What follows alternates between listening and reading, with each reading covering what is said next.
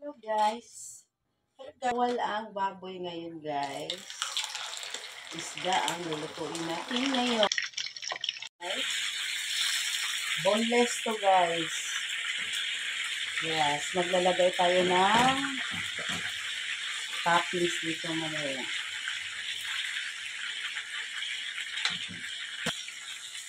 Para papagsikan na ito.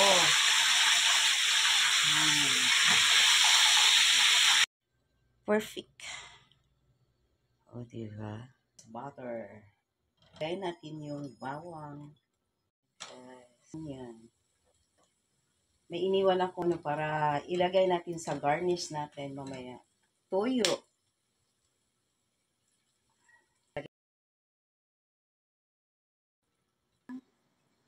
Konting asukay. Konting water. Halo.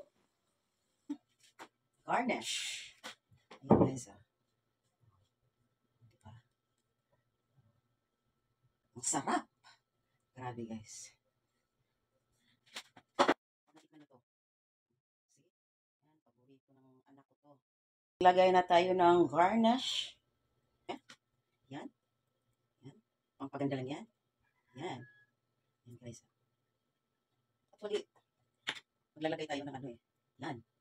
Garlic. Toasted garlic. Mas masarap pag maraming toasted garlic. Ang ganda ng paggagawa ko at ang sarap. Yan. Tapos guys, maglalagay tayo na. Yan. Yan. Guys, pasigil lang guys. Diba? Napaka-perfect.